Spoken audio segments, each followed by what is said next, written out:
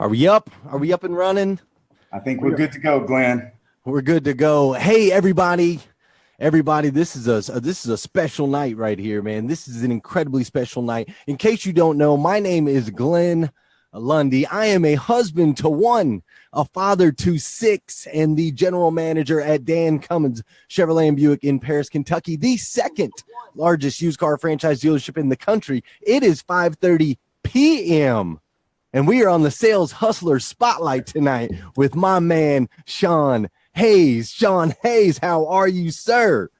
Well, I'm doing good tonight, Glenn. It's nice to be on here, and it's kind of weird in the reverse role where you do the intro, but it's kind of nice because I don't have any stress worrying about it. I'll just let you run the ship, and I'll just make interesting, funny little antidotes along the way. How about that?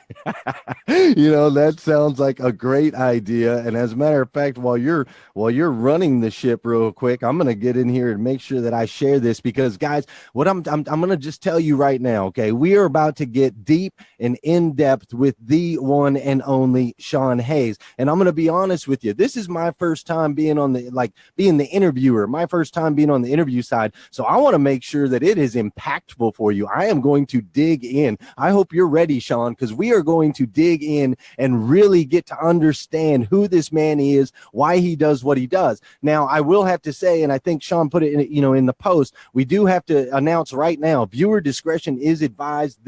This interview is going to get deep and there may be some content that is not suitable for children. I'm just telling you that right now. Shawn and I have prepped a little bit for this, and I know how deep we're going to get. So, Shawn, are you ready to tell us truly who you are? I am. I will tell you this. I never thought I would have a little nerves. I have apprehension, but yet I have excitement all in the same ball of wax, we're just going to expose everything tonight and be the person who God put me out here to be and to help others through my pain, right? So I have no worries about that, but there's still apprehension, but I'm excited. And I want everybody to make sure you can do me a favor, man. I don't ask very much of you, but I would ask you to hit share in this. I think this is going to be impactful to some people's life.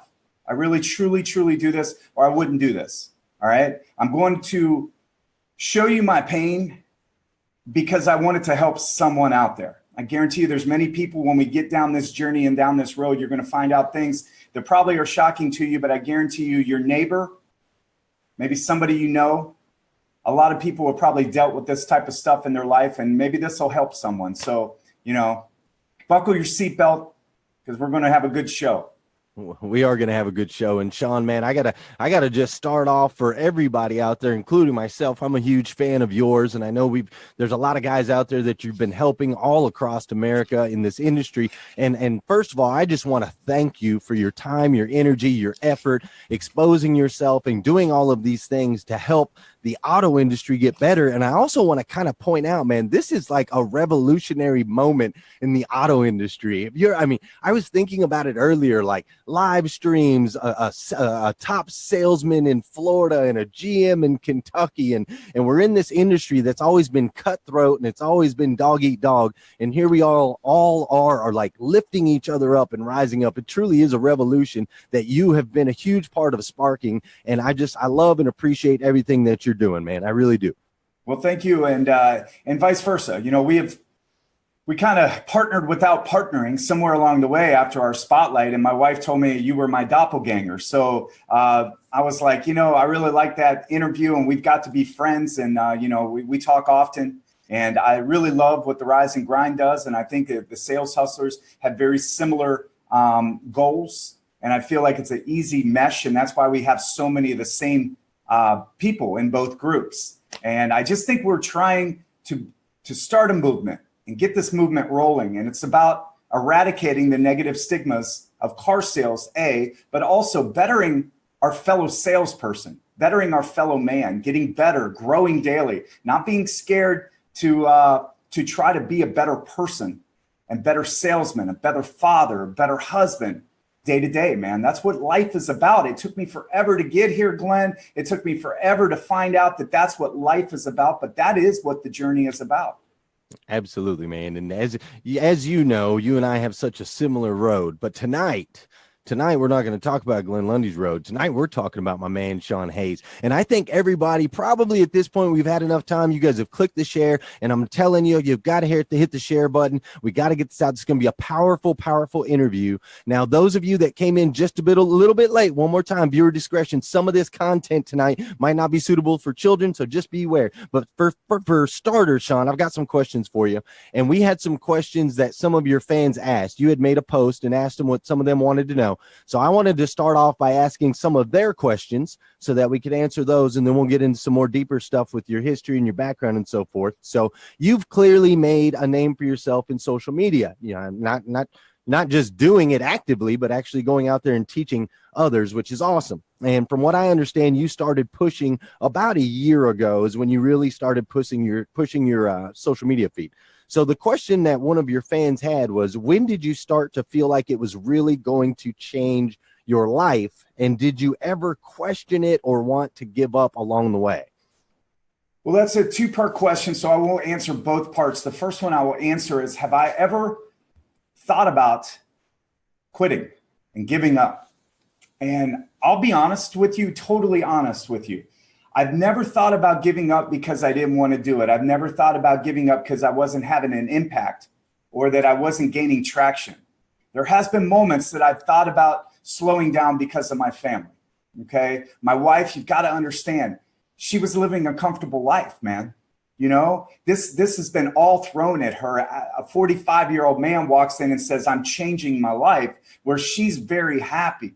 We're very happy. We have a great marriage. You know, we have a great home. You know, we make, plenty of money together. You can always make more, but, we're comfortable. Do you know what I'm saying? So not just my wife, but a lot of women feel that comfort and they like that security. And when somebody comes in and basically changes, says, I'm not living the best I can live, I've got more in me, that probably scared her. Then the actual work that goes into that. Guys, you don't understand what people like Glenn and people like me are doing out there and how much effort and work it takes. All right. I mean, when you're getting up at 4 o'clock and you change your routine, you get up at 4 and you're working all day till 8 o'clock at night. You come home, you're tired. There's just a lot of work. So the biggest thing, me and the wife, Angela, we've had long conversations, very true ones and real ones. And she said, I don't know if I didn't sign up for this. I didn't sign up for this. This isn't what I signed up for. And I understood that. See, I didn't get mad at her about it. I understood it.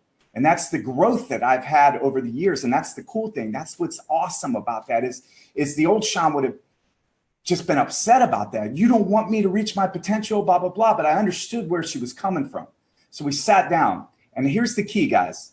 If you are on that journey like I am to find your true potential, you have to sit your spouse down.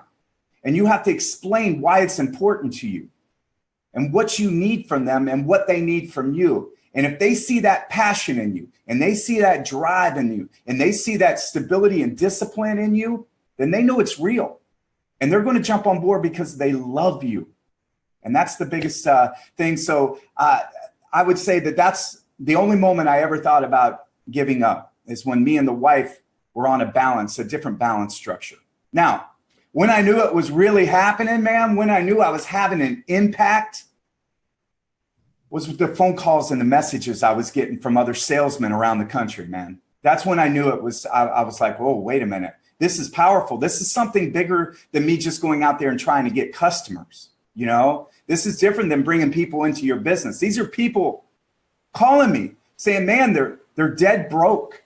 Okay. They're getting no support at their dealership. They don't know, they're living in their car, right? Or they're wanting to change jobs, or why can't they get the support? Why can't they get the leadership? I can't make enough money. My wife is going to leave me, okay? My kids never see me. I'm a GM or I'm a GSM right now, but I want to go back to sales. What are your thoughts? I was getting messages and phone calls from people all over the country, and not just talking one or two. I'm talking like 4 to 6 a day. I knew right then that I was making a difference. And that was when it was impactful for me. And that gave me more passion and inspiration to say, whoa, I can have an impact for the first time in my life, Glenn. I can make an impact to not only me, but the world. And really at the end of the day, That's when the fire starts, because I can make an impact, man. That's what God put me on this earth for. I've been my whole life trying to worry about me, but I can give back and make an impact to others. And that was the most exciting, inspirational thing that could ever happen in my life. And it really just got me charged and full of energy.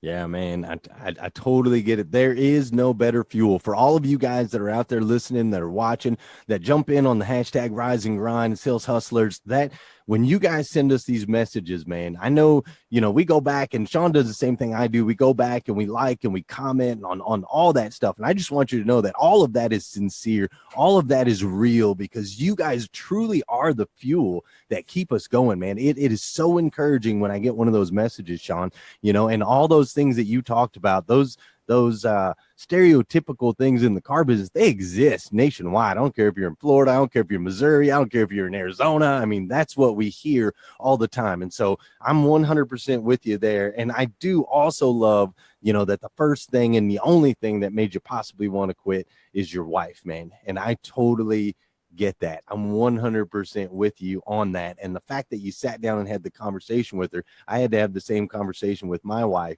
And you actually had one of your morning shows, you touched on this and you talked about it a little bit. And I remember you specifically saying, like, don't tell your spouse that you've got all these dreams and visions and so on and so forth, and then lay there on the couch like eating a bag of potato chips. Like, you've got to back it up. And when you back it up and they see that you truly are trying to make an impact and change lives, and that you're not just blowing smoke so you can get out there and go golfing or something with your buddies on Sundays, when they see that you're really, putting in all of that for a bigger reason that includes them, not something that excludes them, but that includes them, then that's definitely been the game changer for me as well. So awesome stuff, man. Awesome stuff. Yeah, I think that's the most important thing, Glenn, is if you're going to blow smoke up their butt, if you're going to tell them you're going to do something on the weekend, you tell them you're going to paint the house, you're going to tell them you're going to build that thing outside. They've heard all that before, and you only have to do it or you don't do it, right? So they're very limited in believing in what you're saying you're going to do.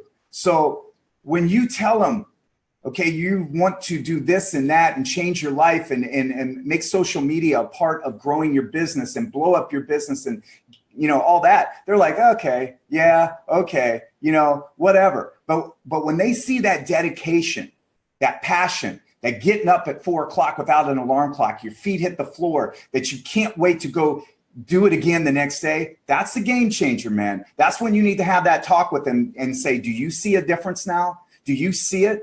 I'm backing it up and I'm telling you, stay with me here, baby. Support me, because we're going somewhere on this and I need your support. So that was the biggest difference for me.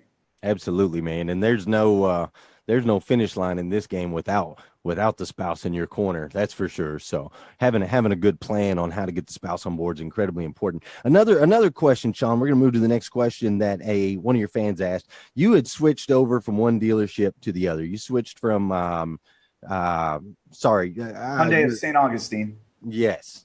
And switched over to Beaver now. Now, when you switched, you agreed to not take any of your current customer base over with you. Why is that? It seems like if you were leaving the dealership, you'd be like, hey, man, I'm out of here. I'm taking all my peeps and I got to go. Why didn't you do that? Well, that's a great question, Glenn. And I just thought it wasn't really more of an ethical thing. It was more of a moral thing for me. All right. I don't know why. I like those people. I have a lot of friends there. I will have lifelong friends there. But that vehicle that I was riding in, I call it their vehicle. The vehicle wouldn't go any faster. It was dumb. My vehicle, I needed a faster vehicle. All right. I needed something to support me and move. But at the end of the day, I built a lot of relationships there, and I don't like to burn bridges, man. That was the old Shawn. So the new Shawn doesn't burn bridges. And I did, the old sneaky Shawn would have known the last week, man. I'd have been printing off about, 100 a night and taking them home, right? And be like, hoo, ha, ha, But I didn't want to go out that way, man. I didn't want them to be talking about me saying, yeah, he's calling all of our customers, blah, blah, blah. So here's my point. The people that really are true raving fans for you, the people that are true your people and not the dealership's people, they're already in your phone. They're already in your Facebook. They're already in your network. They watch you daily. They know who you are and where you're at. So I believe my true raving fans, the true people that want to buy from me anyways, that I don't have to solicit, they're going to find me anyways, man, because they already know it. But the other people, that's the dealership's people, man. I would just be calling on those people, and I didn't want to burn bridges. I didn't want to be that guy, man. I wanted to start over, man, and prove that I can start over at a dealership, come in the first month, and sell 45 cars in 45 days. That was important to me. Truly admirable, man. And I like how you said that was the old Shawn. This is the new Shawn, because I was that guy too. I was burning every bridge I could behind me as I went along back in my younger days. And I don't burn bridges anymore. You never know, man. Life has taught me, you might think you're on one path, but every once in a while you got to back up and go back over that bridge, so very admirable. Glenn, but also, man, we sit here and we preach how we're changed people. And we preach that we want to always do the right thing. And we preach to these people, that, hey, I'm a different man. I'm a different than who I used to be. I got to live that, man. I got to walk that walk, man. I can't just be out here telling y'all and then in the back room doing things. What you see in front of you every day is me. My wife would not let me do this if I wasn't showing you who I was every day. So I can't be that person that tells you to do one thing and then do another. I'm only going to do what I believe. And I thought that was the right thing to do. Awesome, man. Awesome. Well, let me ask you, Shawn, are you ever, I know you're going around, you're doing some training, social media and so on and so forth. Do you have any plans? One of your fans wants to know if you have any plans on just doing the straight training thing and exiting the business. I do not. I'm never going to shut a door because I don't know what doors are open and where God wants to lead me. I really don't, so I'm going to leave that open. But I really love selling cars and being able to train people too. I love it. I love the dynamic that's going on right now. I would like to maybe touch more people and grow more people that way. And I don't know how that's all going to play out. I don't know. But I have an ultimate goal, Glenn. And I know I've shared this with you. I want to own a dealership one day. Okay. And I'm probably going to have to start where I own a dealership that's only 20 or 30 cars. I'll probably get some backers and do that one day and grow it from there. But I mean, my goals is not to go out there and train people. I enjoy it. So I do it on my spare time, but I don't think I ever want to do it full time. It's just not, it's not for me, man. Now, wait a minute, Shawn, hold on here. You are so passionate, man. You're one of the most passionate people I know. Do me a favor, throw up a like or a heart or a comment if you believe that Shawn Hayes is a passionate human being, right? This guy, Shawn, you are so incredibly passionate about everything that you do, right? Everything. So you're not going to leave the business. You want to stay in it. You want to continue to help people. Why do you feel so passionately about helping people, man? I've thought about this, Glenn, for a long time, and I really don't know. I really, truly don't know. I could come out here and give you some kind of fake answer that everybody throws out there, the general one. But the true answer is I don't know. I know so many people underperforming. I know so many people not hitting their potential. I was one too. And the funny thing is to everybody else that would look at me, I was hitting my potential.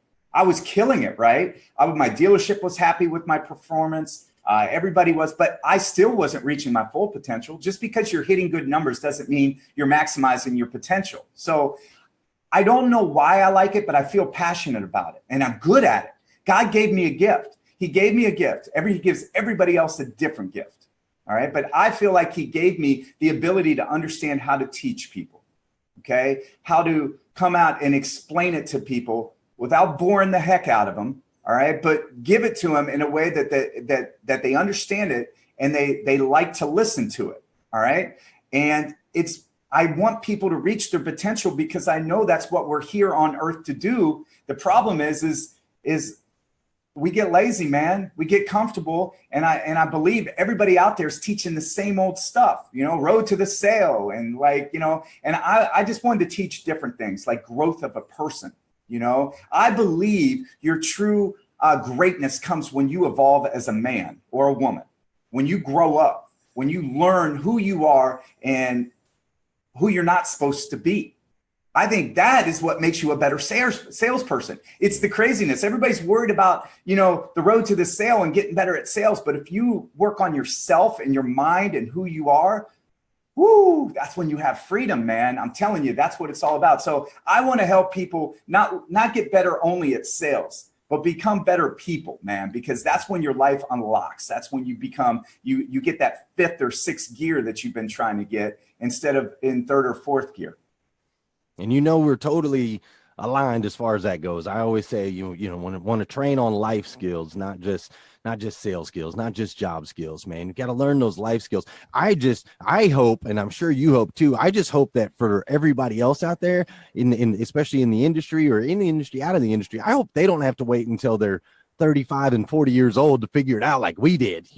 I like trying to reach these younger guys and be like, hey man, like, learn this stuff now. And so I know you're passionate along those same lines. I'm looking here on Facebook, man. I got it pulled up on my phone here, and I think we're like breaking the system here, because when I asked if people thought you were passionate, they just started blowing up with all the likes, all the hearts, man. There's a ton of people. I'm showing right now 142 viewers currently on the stream, 142 on the stream, tons of likes, everything. So I'm guessing you guys are ready to dig deep into Shawn Hayes, right? Okay, we're going to dig deep. Shawn, are you ready to tell us who you really are? Okay.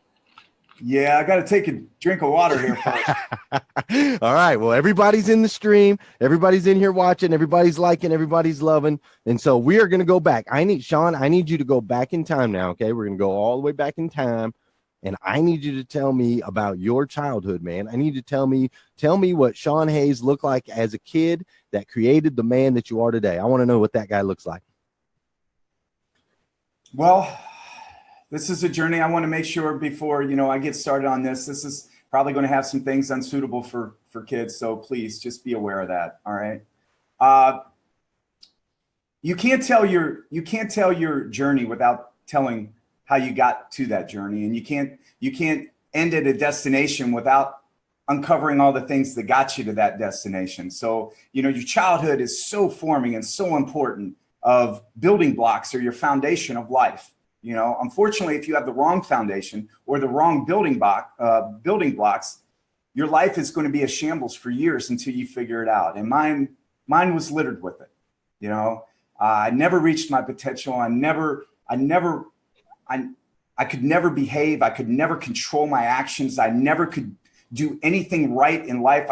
And it all stemmed from my childhood because I never dealt with the problem. And as a young child, my family, they both worked, and my mom divorced my real dad at a young age. My mom met my dad at 19. All right. And my dad, he's a player, man. He was a player, right? He's a little older. He swept this girl off her feet, but he wasn't ready. He was 22 years old. He had the 22-year-old mentality. He wasn't ready to be married, but they played house. You know what I mean? So they had me. My dad went to work, but unfortunately he wasn't ready to be a father or a husband. He would take his paycheck every Friday and cash it at the bar. Right. So he would cash it there at the bar and he'd come home, every Friday night, I guess drunk to the point where, he's peeing in the corner, lipstick on his collar, new wreck on the car every day. My mom said it was horrible and she's put up with it for 2 years until they divorced. She finally couldn't take it anymore. So they leave. My mom's now a single mother. She meets what is my stepdad now. And he just came out of the military, just came out of Vietnam. He had never had a kid. He didn't understand what this troubled kid here, I was hyperactive. I was wild, but I was still a good kid at that time. I was just a little wild, but he came from a military background and he did not have the ability to understand a child that wasn't his, I think, because his dad was Irish dad, do this. Well, why? Because I said so. There was no explaining. It's just, that's the way they ran. And that's the way he only saw that. So that's the only parenting he knew. And that's the parenting he gave me. So they both worked. So I get off of school, like kindergarten at 2:30. And they didn't get home till 5:30. So there was a time gap there. They need somebody to take care of me. So I had a best friend. He lived across the street. His name was Damon. He was a year older than me, but we rode the bus together. So after we'd get off the bus, we'd go to his house and his parents would watch me, until my family got home. It's a common thing at that time in life,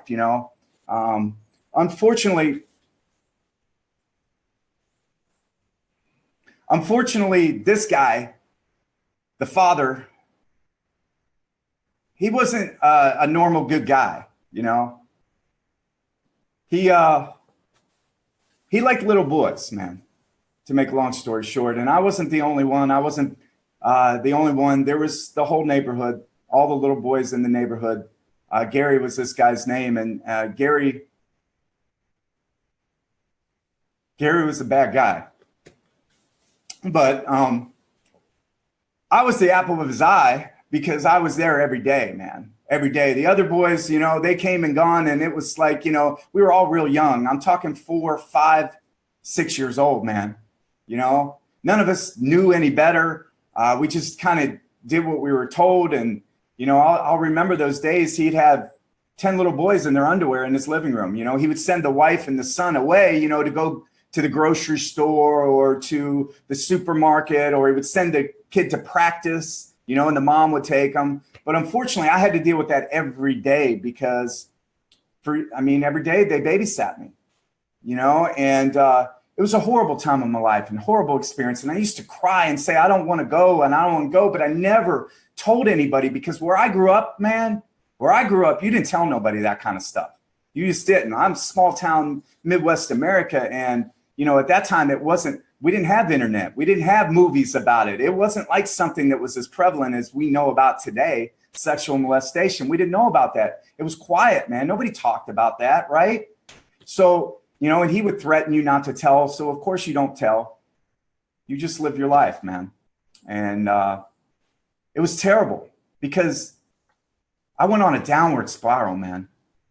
Downward spiral from that. I had such anger and such, you know, I was confused, man. I was confused. I didn't know what to do. I had no outlet, nobody to talk to about it. And my parents, luckily, we moved away after year 3 there, man. We moved away to a different house, and I didn't have to deal with that anymore. But the problem is I never dealt with it ever. Mm-hmm. You know, and that's an even worse situation because if I would have told somebody, if I would have maybe got some help or sought somebody out, you know, but I just didn't want to, man. I was too scared. I was too embarrassed. I didn't want people to think of me that I was weird or not that I did something wrong. I hear that a lot, but I don't think people will think that. I think that you're odd, you're weird, or you are now gay or something like that. You know what I mean? Or you are now going to be a pervert and liking little boys. So I just kept it to myself, man. You know, it was so hard, man. It was so hard. I can only imagine, man. I can only imagine. And, you know, you being just brave enough to sit up here and talk to everybody. I mean, I don't know if you can see the stream or not, man, but they're just pouring out love for you, bro. I love you to death, man. I love you to death. And they're pouring out love. Everybody's pouring out love for you right now, just for sharing. I just can't even imagine, you know, what that experience, you know, would lead to. So I guess let me ask you, you know, after going through something like that, like what kind of questions, you know, you mentioned, you know, you kind of, you don't know if that means you're gay or if you're weird or you're odd. Like as you started getting a little bit maybe older into your teenage years and things like that, like how did that affect you in school, in your relationships, you know, with people, so on and so forth? How did that affect those kinds of things, having all those questions in your mind? All right. So Glenn, that's a great question. It affected me huge, man. Huge. In fact, I felt very insecure. I went from being you look at me now, I'm a pretty secure person, right? But at one time in my life, I wasn't because I was so scared people would find me out, you know, or find that out about me, you know? So it really affected who I became in my younger years, man, and then my teenage years. I get in fights a lot. Man, I tell you what, you can't see it and you've never met me in person, Glenn, but my hands all have knuckle mark or teeth marks from fights, all the fights I've been in my life, man. I fought all the time, man. You'd say anything to me, man, I would deck you. That's just the way I was, you know? And I was very aggressive. I was very angry and I didn't know how to manage it, man. I didn't know how to fix it, help it. You know, I get suspended from school. I probably was suspended 17, 18 times from school, you know, And I was just a trouble kid. I would speak out. I would curse people out. I would just, and this is not the family I was raised in. I was not raised in that type of family. So for you to think, well, maybe it was bad parenting, it really, really, truly wasn't. My parents weren't like that. My mom was a born again Christian. I mean, that's not what happened. They thought I had the devil in me. You know what I mean? I mean, it got to that point, but I did because I had the devil in me because I didn't know how to deal with it, man. I just did not know how to deal with it. And I dealt with it all the wrong way, you know, and it affected me. And then that's when lying started happening a lot. I started lying to people because I probably didn't like who I was. So I became someone else. I remember this story. This is a crazy story. I can't even believe I'm sharing it. My wife doesn't even know this, but I was so embarrassed about who I was at the time. I don't know why, but I was a kid. I was a young kid, right? I'm talking like 7, 8 years old. I would tell the neighbor kid, so he would like me, that my cousin, I was related to Bo Duke. Do you remember the Dukes of Hazzard? I made the story up. Now, this isn't true. Why would I make this story up? Like, that's not easy to find out that I'm not related to Bo Duke. But that's how messed up children are when they're violated and they don't deal with it. And the reason I'm telling this story, Glenn, is not for anything else other than I guarantee you, do you know there's 1 out of 4 people in America that are affected by molestation? 1 out of 4, that's high. Mm-hmm. You know, and not everybody tells their story. They keep it in. They've dealt with it their whole life. The problem is the carnage that has come from this single man, because I'm not the only kid that was dealt with. I told you about the 10 before. He lived somewhere else before. He moved somewhere else afterwards. I guarantee you this happened wherever he went the rest of his life, and all the people that he affected. I was lucky enough to be able to make it out. I was strong enough and had a strong enough mindset to be able to make it out. But a lot of those kids didn't. I guarantee you. I don't know them, but I guarantee you some of them probably got on drugs. Some of them probably got, messed up their life. They probably, dead now. And the carnage that comes along with that, it's just not fair, man. It's just not fair. The things I had to deal with were not my fault, but I had to deal with them, and I never did. So I buried it, and it came up. It bubbled to the surface in anger, okay? And it bubbled to the surface in mistrust of who I was. And you wouldn't think I would be awkward in social situations, but I tried to be too confident in those situations because I was overcorrecting for not having confidence. And when you see that in people, when you see that arrogant side of people, they're not really confident. That arrogance is just, it's covering their insecurities. And that's what it was to me, man. It was my own insecurities. So I was too arrogant, and that's where the fights happened. That's where I wouldn't take anything, and I'd just go out and knuckle up with you, Glenn. And I know you were a fighter too, man. Oh yeah, man. Absolutely. And I think, it falls in line. I had darkness inside of me. It wasn't placed inside of me, as far as by someone else. It was just something that I don't know where it came from in me, but I had it inside me. And I think what I experienced and what it sounds like from what you were experiencing is when you have that inside you, you don't want anybody close, man. You don't want anybody to get close enough to where they can see that. So the best thing to do is punch them off, man. Extend those fists. Get off me. Get away from me. Stand bold. Act like you're strong and confident so that people will leave you alone and not really dig in and find that darkness that's inside, man. That's crazy, man. And again, I really appreciate you sharing. And that's a powerful stat, man. 1 out of every 4 people. So I guarantee you there's people in this group right now that have had some, terrible experiences like that. And so knowing what you know now, Shawn, let me ask you, do you have any advice for, other people that have gone through this, maybe when they were kids or that are experiencing it, whatever? Do you have any advice that you can share for them now? Obviously you've come through it. You're a good Christian man. You've got a good career. You've got a wonderful wife. You're doing well in your life. You're helping people. So what advice can you give to them to get them out of that stage where you were fist fighting and knuckling up to the Shawn Hayes we see today? Well, first of all, I want to let you know that you have to tell people, okay? You have to get the necessary help, the guidance that you need from this, okay? It's not your fault, okay? That's a sick person that did that, okay? That's a sick human being that would prey on young people, all right? You have to, understand that. And the reason I came to this today, the reason why I thought this was important to bring to the surface, I could have done this without this. Okay, we could have had this conversation, never brought any of this up. We could have a great spotlight tonight, okay? And I could have told you a lot of great stuff about me and everything else. But the problem is that wouldn't have helped the people that have gone through this. And if 1 out of 4 have dealt with this in their life, the best way I can tell you is to know it's not your fault. No, that was a sick person, all right? And that you have to get the root of the problem before you can move, all right? You can't move and get healthy until you get the root out of the ground. It's like a weed in your yard. You know, you can keep putting a weed killer on that thing. You can keep putting it and it'll kill it. But if you don't get the root of it, it's going to keep bubbling up. And that's what I urge you. Tell the people, okay? Get that person get that person out of this life, man. You got to put that person in jail. You know what I mean? We got to tell the necessary people to get them out of the community before they hurt other people. And then understand it's not your fault. Get the necessary help you need. All right. And just heal. All right. Because it's not going to be overnight. It's not going to fix you overnight. But you can heal yourself, man. And you can earn that confidence in yourself and find the true you inside there. But don't hold it in, man.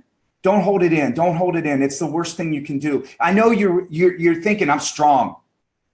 I can get past this. No big deal. I'll bury it.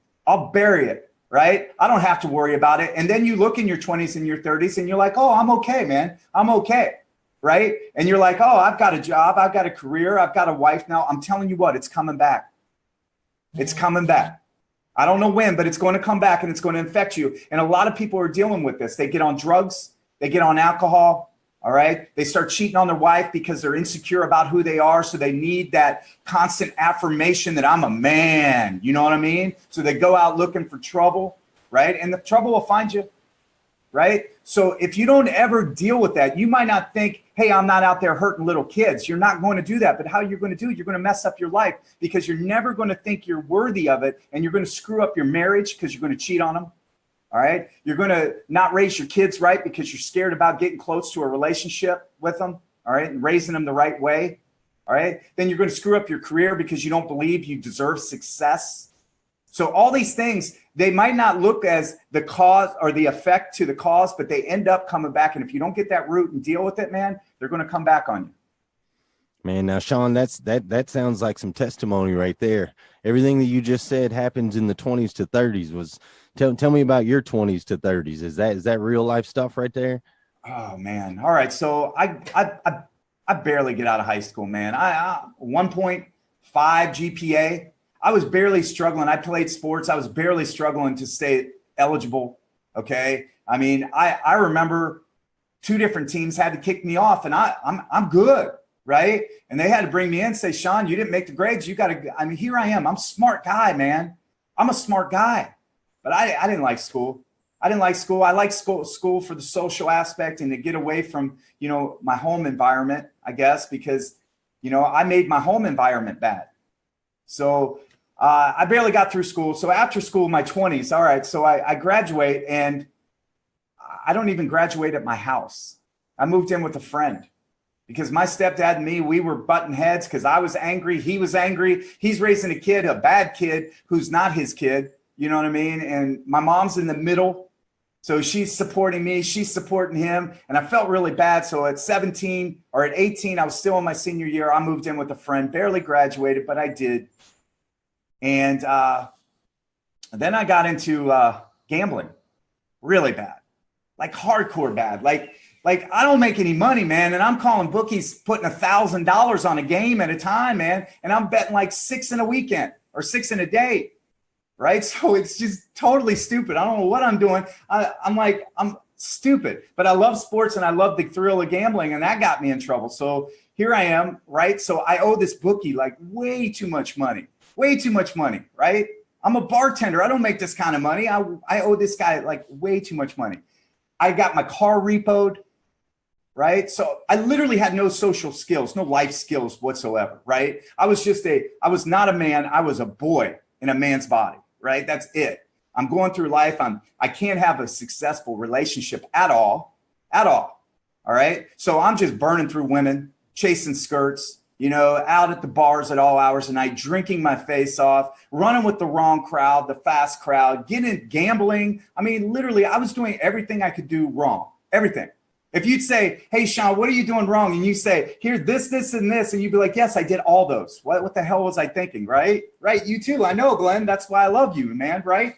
So I have to leave the town I live in because the bookie's knocking on my door. The repo guy just came and repoed my house. I'm 2 months late on my rent. All right. I'm going to get kicked out. And I'm like, what the hell happened to my life? So I tell everybody that I'm moving to Chicago because I just want to live in a big city. But really, my life was crashing down around me. And it was better for me to tell people because I was scared to be vulnerable, right? I was telling people, no, I just want to live in a big city. That's not what it was. My life was a mess. So I needed to start over or run, whatever you want to call it. I was running. I was running from my problems, right? Because I'd never dealt with problems. So I was running. So I ran to Chicago. But unfortunately, I told you, if you don't get the route, Glenn, those problems follow you there. Okay, maybe my bookie didn't chase me there because he was a small town bookie. Okay, and maybe the repo guy already got my car, so he didn't care anymore. He just put it on my credit. But I was living in Chicago and created the same terrible relationships in my life. I lived the same problem with gambling, drinking, all the staying out and carousing all night. I never fixed the problem, right? Oh, so it was terrible, man. So I'm a bartender, and one guy walks in one day, and he says, hey, man, you got an amazing personality. And I always did. I could always small talk with you, right? I was a survivor, Glenn. You know that, right? You walk in a room and you manipulate the situation. You manipulate the room, right? We were good at that. We're good at manipulation, right? And we didn't even mean it, but that's what we did. We were survivors, right? So he's like, hey, you got a great personality. You any good at sales? I was like, well, I've never done sales. He said, you're doing sales right now. I was like, well, that's a good point. He said, well, why don't you come and interview for me? I was like, well, all right. So I go down there and he sets me up an interview with this boss. I nail the interview, but the interviewer, the boss says, hey, man, you don't have a college degree. I said, I know. And he says, well, we can't hire you without a college degree. And I was like, well, then why'd you bring me in here? You knew I didn't have a college degree. What the hell am I doing here, right? And I said, all right, so hold on. And here's how my sales started, Glenn. Here's how this is how I knew I was a salesman right from that day. I said, hold on. I forget his name now, but I said, hold on. What do you pay your people here? So he tells me it's like, I don't know, like 28,000 plus commission. In 1996, that's basically what they paid him, right? And I said, all right, so you pay him 28,000 plus commission. Here's what I'm going to do. I want you to hire me today and make an exception. All right. And I'm going to be on a trial basis of 90 days, and you pay me the minimum you can pay me, which is what? He says $18,000 a year plus base salary.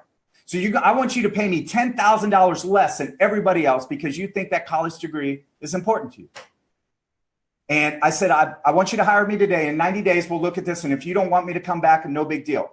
All right. No expectations. We'll shake hands today. I'll start for you on Monday and we'll see where it lies. He hired me that day. I made 10 grand less than this whole staff, right? And I ended up being number one in that whole store. I was number 6 in the region. I think I was 14th nationally. This is a big national sales company. And right then, I knew I had it. I knew I'd found my calling as far as work in a career. Incredible, man. It is incredible. Shawn, I once bet $10,000 on a horse race. On a what? On a horse race. No way. $10,000 on a horse race. I had it all figured out, man. It was a 10-horse race. I had a 5-horse quinilla box. I had it all figured out. If this horse came with this horse, I'd at least get my money back. If it came this way and this way, I was going to get like $70,000. A minute and 21 seconds later, I was broke, buddy. Oh my God. Most incredible minute and 21 about that, Glenn. It's all right. So I get that first job, right? And I do good. I kill it first year. Because listen what I did. I saw my ability. Man, did I grow as a salesman? Let me tell you, this is business to business, door to door knocking in the skyscrapers of Chicago, getting the gatekeeper to let you in to talk to the decision maker and then convincing the decision maker that they need to buy your product. Let me tell you what, you want to talk about a salesman That is some serious sales skills and training that I got in that time, which helped me later on in life. But at the end of that year, everybody gets a raise. Everybody does. 3%, whatever. I went to him and I said, I'm not going to settle for 3%. I was just number one in your whole force here. Okay, I think I've proved my worth. I want to get paid what everybody else gets paid. He said no. He said no. He said, that's not the way we do things. And I said, all right. So I left that company. I spent 1 year there. And then I moved up through the telecommunications boom at that time. The problem was, and here's the thing, Glenn, is I learned from my first place to not tell them I didn't graduate from college. Right. So now I have to create the Shawn that went to college, right? I'm the guy that barely got through high school. So now I got to cultivate this whole lie about going to a fake college, all right? And the timelines, get the timelines right. And you think that's not that big of a deal to lie on your resume, right? You're like, okay, it's no big deal to lie on the resume. That's the truth.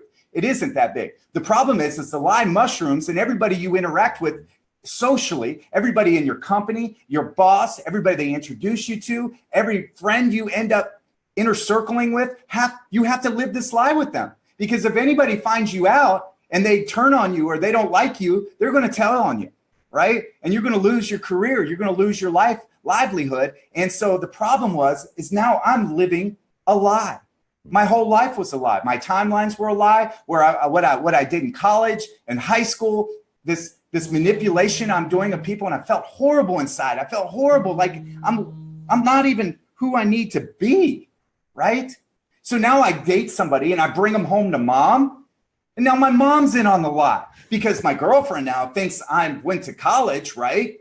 I mean, it's crazy. And this is all affected from my childhood because I never felt secure about myself. I never felt like I could be who I was. I should have been able to walk in this place and say, screw a college degree, man.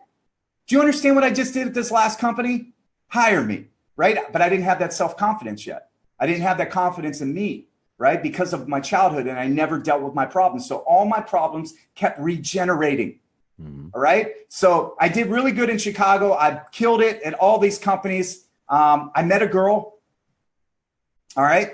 She lived in Atlanta at the time. So this is about 99-ish, somewhere around there. I meet a girl. She lives in Atlanta. She would frequent Chicago. We start dating. And she's like, hey, man, have you ever thought about moving to Atlanta? I'm like, okay, I got a gypsy heart. Right. I always have. I burnt bridges in Chicago. I might as well try a new city. Right. So I uproot myself and moved to Atlanta, Georgia. Well, what happens?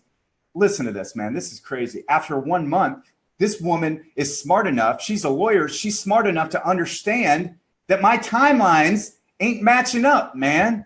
All right. She's like, wait a minute, you went to college? I was like, yeah. And she said, but you told me about this when you were living here and you're doing this and this. And I'm like, oh, man, I'm found out. Right. So while I'm at work one day, she's Googling me. She's finding out in my timelines. She called the school. No, there's nobody that ever went to that college named Shawn Hayes. And I'm like, freaking A. So this is where living that lie, not becoming who you are, not being okay with who you are, this lie mushrooms into you being somebody that you don't want to be, right? So then, I stumbled through marriage, divorce, lied to her. I mean, I had to lie to her. I mean, she thought I went to college too. She probably still thinks I don't talk to her anymore. But if she knew, like, I lied to her my whole marriage, right? So, like, this is what we deal with, Glenn. This is what we deal with. We don't get the root. We don't fix the problem. And then our whole life is a lie. Our whole life is struggle. Our whole life is disease. Our whole life is, trying to cover up your insecurities with alcohol and drugs. All right. And insecurities of your sexuality. So you go and overdo it with other women. Right. So this is kind of where I ended up, man. And then I left Atlanta in 2004. And here's why. Same thing. 2 months late on my rent. All right. Another bookie was after me. All right. Same problems. They keep following me. Right. They're not following me. I'm creating them. And that's the problem. right? I never fixed the problem, so I recreate the same problems. And now I tell everybody, well, I wanted to be around my family. My family moved to Florida, right? That wasn't the truth. I'd burn all my bridges again in Atlanta. All right. So I went from burning bridges in Ohio to Chicago to Atlanta. And now let me try my luck in Florida. Right. So that's where I was in my, 20s and early 30s. Glenn. Gotcha. A great mentor of mine always told me, he said, Glenn, you take yourself wherever you go. I'll never forget that. He said, you take yourself wherever you go. Because I used to always complain, man, I can't catch a break. No matter where I go, I always keep running into the same problems. And he's like, well, dude, look around the room. Doesn't matter what room you're in. What's the same? What's the same thing in every room you're in? I'm like, well, that'd probably be me. He's like, exactly. You take yourself wherever you go every single time. Man, it's like living a flashback, talking, just hearing your story. Golly, it's amazing how much we have in common, Shawn. It is crazy. It's crazy. Dude. Why don't we fix it when we know it's wrong? Over and over and over. It's nuts, man. Now, during that, for me, when I was going through all that in life, I had no spiritual background, no faith whatsoever. Now, you had mentioned your mom. I know she's been there you had to involve her in your lives and all that good stuff, but I know she was a Christian woman. So let me ask you, going through what you went through, experiencing what you had to experience, knowing that God allowed, if you look at it that way, depending on what your beliefs are, religious and whatnot, that was allowed to be done to you. Knowing that, how I know you're a faithful man now. You love God and you talk openly about that love for God. So how does, Shawn Hayes, who was abused as a child, become someone that has such a passion and a love for God, today? Well, it comes to forgiveness. I forgave that guy. I forgave it. And I know that's hard for people. I think it'd be hard for my wife to forgive. Look, man, God was setting me up for something else. He needed me to go through that. I know that's weird for me to say and for people to believe. I get that. He only will give you what you can handle.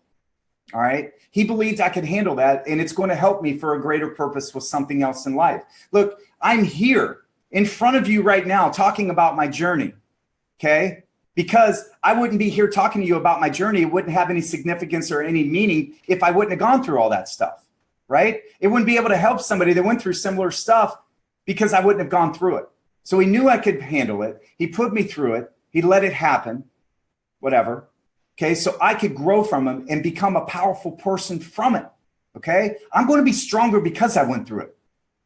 I'm a determined person. I'm strong. I'm driven because of it. Right. And because it took me down a rabbit hole. It took me down that rabbit hole, but that's where you find yourself, in the rabbit hole, man. And when you come out of that rabbit hole, you're stronger. Okay. You can't affect me anymore like that. You can't affect me anymore like that because I have strength. I have inner strength. I'm confident in who I am. And now I can go out and I can help other people, not just other people, but it's kind of funny that God placed a little kid in my life right now who has dealt with similar situations, right? Do you think I could deal with all these situations if I hadn't dealt with it myself? Do you think I could deal with somebody that's, a little child that's been taken out of a house because of abuse, because of drugs? Do you think I could deal with that and be able to understand it and show the love that I need to show if God hadn't walked me through that journey of my life? Do you think that I couldn't get out here every day and help other people and inspire them and grow them and help them learn that it's not about sales, it's about personal development if I hadn't developed myself? So at the end of the day, man, I'm thankful that he put me through that. Now, the journey I went through gave me the ability to be great. I'm going to be great. I'm going to do something in this world that I wouldn't have been able to do without it. Your struggles and your troubles can be your greatest fuel for greatness, man. And that's what I'm going to do. I'm going to turn all that pain, I'm going to turn all that journey, and I'm going to make it into greatness. And I'm going to help a bunch of people along the way, man. And that's inspiring to me, man. That inspires my wife. That inspires the people that are around me. I'm on fire to help people because I can now, man. How could I deal with somebody, Glenn, that tells me they've been sexually molested as a child if I wouldn't have dealt with it? How could I help somebody about personal development if I've always had a silver spoon in my mouth? Okay. And I'd never gone through anything. How could I help somebody that's been on drugs, alcohol, gambling, chasing skirts, cheating on their wives, all the other stuff, if I hadn't been through all those journeys? This is where your greatness comes in. So don't be affected. Don't let that freeze you. Don't let it, that God let it happen. I hate the church now. I hate everybody. I hate, this person and that person. Grow from it and make good out of negative, man.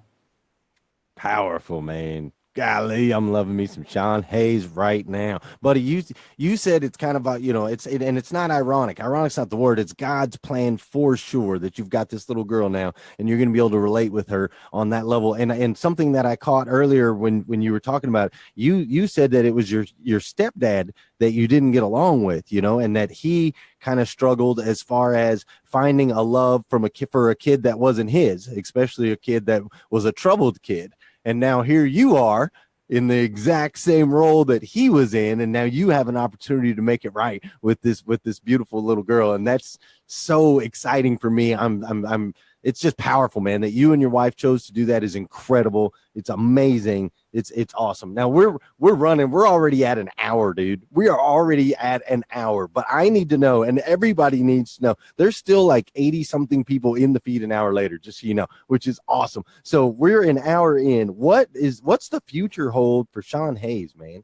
What does the future look like for Shawn Hayes in your ideal kind of?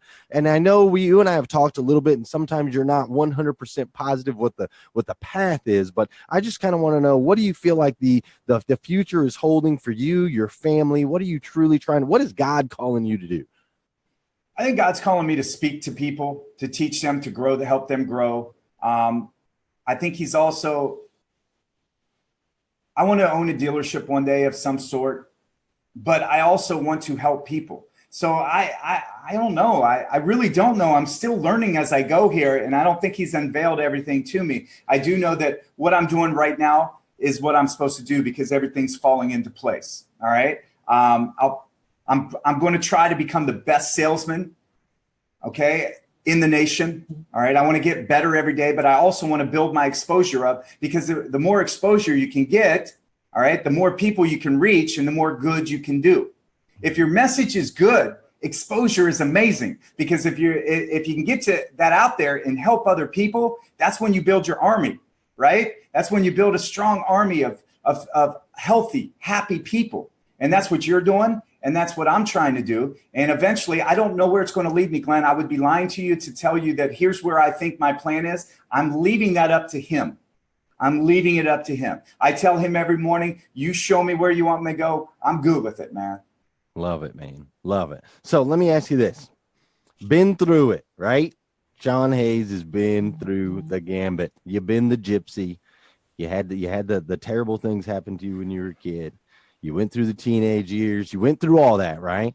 So my question for you, now that you're the new and improved Shawn Hayes, right? The new and improved Shawn Hayes, focused on your family, focused on your marriage, you're focused on your job, you're starting to do the social media thing, you're starting to get out there more, you're starting to help more people, you're doing all that. So let me ask you a question. Knowing what you know now, knowing everything you know now at 45-year-old Shawn Hayes, if you had to go back and start from scratch, or if somebody that's watching right now, they're a younger version of Shawn, and they're thinking, okay, what did Shawn do and what did Shawn learn? My question to you is, if you were starting all over from scratch right now, you're the new and improved Shawn Hayes, what would you do maybe differently than what you've already done to help get you to this point where you're at right now, where you're comfortable and you know that you're living God's plan and you know that, everything is coming together? What things would you have maybe done differently along this more recent part of your path?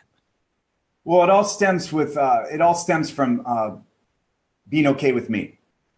All right. So the root of the problem, all my troubles was me. I wasn't okay with me. I wasn't able to believe in myself and my abilities or let them shine through, because I was worried about people finding me out. So I want you to always be authentic. That's the number one thing I want to tell you.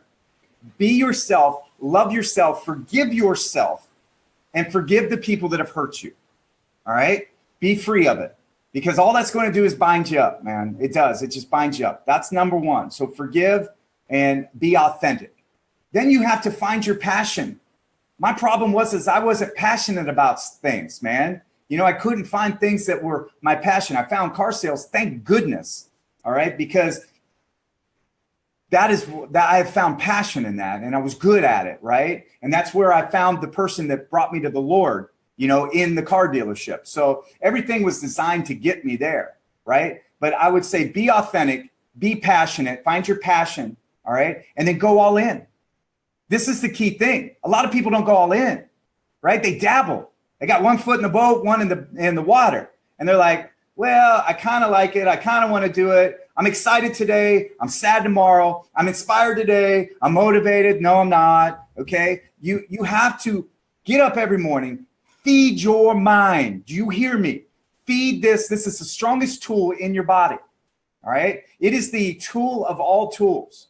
All right. I know a lot of people work with their hands. They work with tools. This is it, man. If you can strengthen this to have the ability to overcome challenging days and challenging things that are thrown at you and obstacles and make sense of it.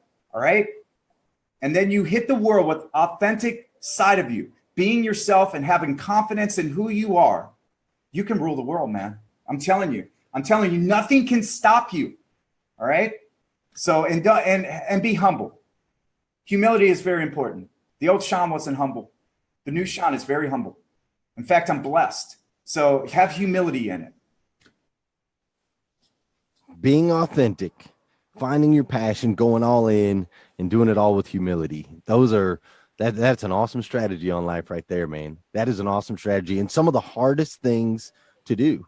They're really some of the hardest things to do. Being authentic means being exposed. Like Shawn just exposed himself for all of us so that we can learn from his story, so that we can learn and grow in this interview. Finding your passion. It's clear. It's clear to me. I know it's clear to all you guys that Shawn Hayes has found his passion. And you want to talk about going all in. I mean, this guy was in Canton, Ohio, and then he was in Dayton, Ohio, and then he was in like Orlando, and then he's selling cars on Tuesday. And I was talking to him one day, and he was out there selling cars on a Sunday, and then he's doing the show, and he's doing the interviews. He's living the strategies that he just told you guys. Shawn, thank you for living the strategies, man. There are so many people on the internet, dude. You see these people, you see like life coaches and strategists and all this stuff, man. And they have all this lip smack. They're just talking.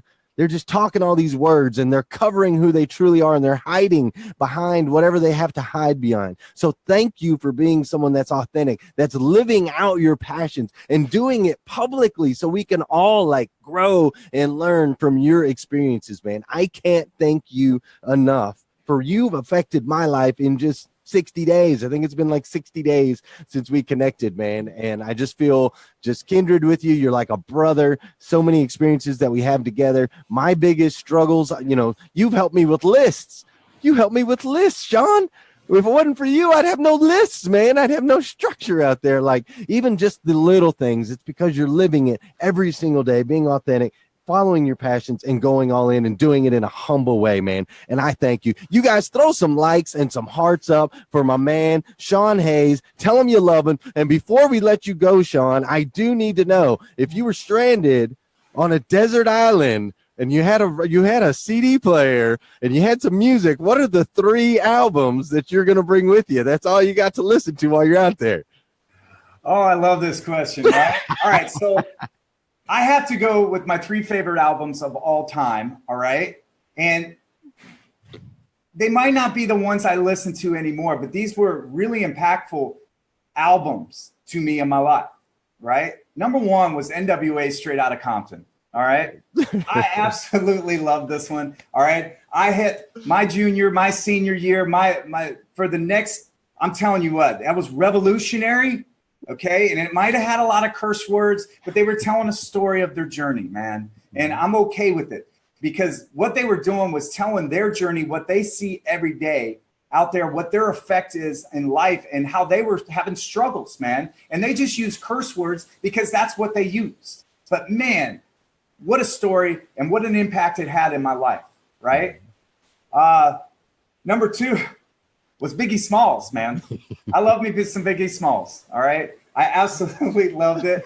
And my 3rd one is, I want to go 4. All right. I love Kings of Leon. I don't know if a lot of you guys know them, but absolutely love their music. I love music. Okay. I listen to so much. I listen from Dave Matthews to I listen to rap. I listen to some old school stuff. I listen to Jack Johnson, Kings of Leon. I'm all over the place, man. I know that, but I love music and I love what it gives you. And actually, me and my wife once a month, this is interesting. You should do this with your wife or your spouse, your husband. Once a month, we both pick an album. I'll pick an album she's never really heard, she doesn't know anything about. Maybe it was impactful for me. Maybe it was a new release, right? And we come out on the porch where we're sitting right now, right? Bring the little bows out and we play it. And we both have iPads and we read the words and the meaningful words that are behind it, man. Because a lot of people listen to music, but the music is about the journey in the song. The music is about the words and the poetic ways they put it in there. And I'm gonna tell you what, do that sometimes with your spouse. Go out, have a drink out on the back porch, right? Play some music and read the words. And I'm telling you, man, it's a great thing. We do it once a month and we really look forward to it. That's awesome, man. That's awesome. I think a lot of people miss that, not just in music, but in life in general. I think a lot of people miss that the beauty is in the story, man. The beauty is in the story. That's how it is in life. That's just how it is. The beauty is in the story. And now I want to say thank you, Shawn, for having me host your show. This is Shawn's show, guys. Shawn created this. This is his show. I was in the other seat the first time, and that was an amazing experience. So, Shawn, thank you for letting me host your show. But now that we're coming to a close, I am going to let you sign off because this is your show. So you sign off. Thank you, everybody, for tuning in. Shawn, close us out, my man. Guys, I want to thank everybody for all the support you've given me. First of all, in my morning videos, in the Sales Hustlers group, okay, the inner circle that we've created for the people that want to take it to the next level, for the Sales Hustler Spotlight. First of all, I want to thank Chad Morgan of Quick Page. He gives me a lot of support. He gives us a great tool here to use. But I want to thank all you guys for all the support and all the love. Everything you guys give me. I mean, to have 130, 140, 150 people in here on a night where I'm sharing my story is important for me, man. It makes me feel like I'm having an impact in your life, and I thank you. Next week, we're going to go back to the role reversal where I'm the interviewer, but it is my 1-year anniversary on Facebook today. So I thought it would be impactful that I shared my journey and how you can change your life the exact same way I did. I want you to know if you've been through something in your life, whether it wasn't your fault, maybe you had a bad childhood, maybe people didn't think you would succeed, maybe you were abused, maybe you were sexually molested, whatever it was, it doesn't mean that you have to stay there. Do you get me? I need you to understand that you need to grow from that. And you can reach your full potential. You don't have to stay average. You can reach it, but you have to get free from it. Grab that root of the problem, pull it out, and grow from it. I want everybody to know, God bless you. Okay? I want you to succeed. And tune in again next week when we do Sales Hustler Spotlight. I appreciate y'all. Love y'all. And good night. Hey, everybody. Good night. Good night. Good night. We'll see y'all rising and grinding tomorrow morning, 5:30 a.m. #rise and grind.